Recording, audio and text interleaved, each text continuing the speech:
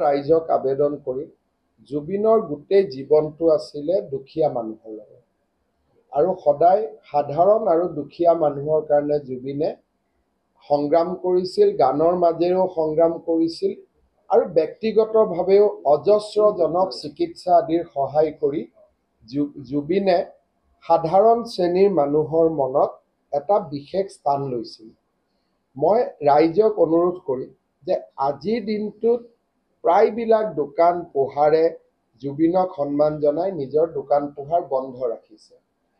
আমি যদি অহা ২-৩ দিন দোকানীসকলক, ব্যৱসায়ীসকলক দোকান পোহাৰ বন্ধ ৰাখিবলৈ কওঁ, তেওঁলোকৰ গোটেই পূজাৰ ব্যৱসায়খনে বেয়া হৈ যাব। শ্ৰমিকসকলে কাম নাপাব।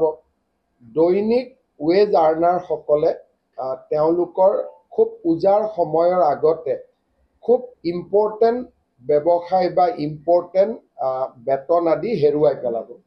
সেইকাৰণে মই সকলোকে অনুৰোধ কৰিম যে আজি এটা দিন জুবিন গাৰ্গৰ সন্মানাৰ্থে দোকান পোহাৰ বন্ধ ৰখা হৈছে।